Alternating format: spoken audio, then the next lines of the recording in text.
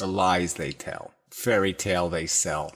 It's not going to end well. Dear inmendham, thank you for the video. Can you please talk for like 5 minutes and give advice for people who have just entered adulthood? A plan for how to survive the gauntlet. One of the key things that I learned through this doing videos and talking an insight that was just so valuable, and I just said, if I would have had this insight, if somebody would have told me this when I was 12 years old, it would have made a giant difference, I think, in my life. I can't control what anybody else does. The only thing my brain is doing is controlling what's called a me. I can't control it, but the ideas do control it. All I need is an idea. So if I have the idea, I don't have to react, make a mistake. I don't have to be the reactionary. I can be somebody who is the initiator of their existence rather than just a knee-jerker. Even though my brain is just reflexes.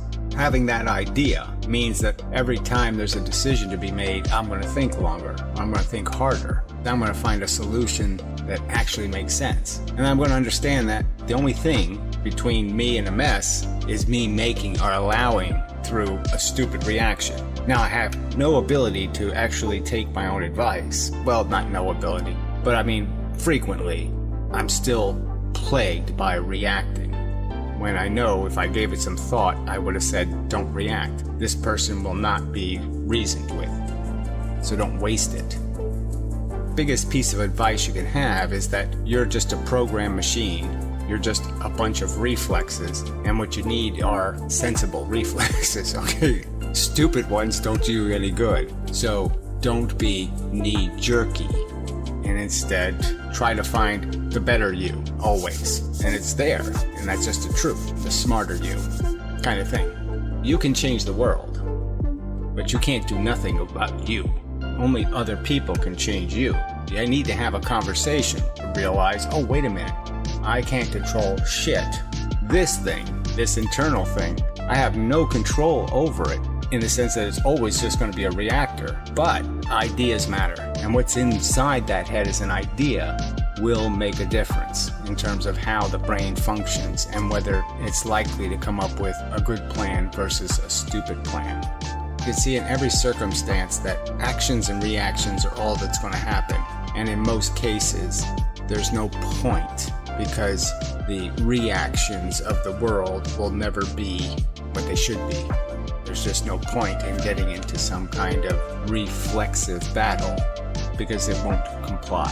Didn't say all that exactly the way I want to say it, so I get to point number 2. It's all just a head game. You think you need this. You gotta find the woman, the sex thingy, you gotta do this thingy. All of that bullshit. It's all a head game. It really is virtual reality, even when it's not, because your senses are just realizing the world in this kind of fake way anyway. And so you can understand in a sense that the game is just in your head.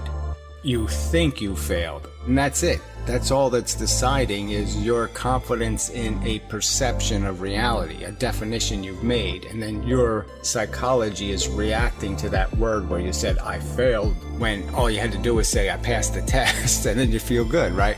You say, I'm a millionaire. If you can get your brain to believe it, then you can live it. You don't need the actual trappings. The game really is to control what you think you are and what you think is possible, because you can just make it real enough, and that's all you need to be, is real enough to be gratifying and satisfying. If you can believe your fantasies, even if you can make them feel real, the more real you can make them in terms of a memory, is what do you have, right? Once you have sex with the most beautiful actress ever, some kind of thing, and it's really great for one night, blah blah blah, that's all you have is that memory. It's just a stupid memory in your brain, right? There's nothing to it. It's like a picture of the Grand Canyon now. It's just a thought in your head. If I believed I did do that, my whole life changes in terms of now my desires and my focus, and you're just saying, why should it? Over just this thought that you did something?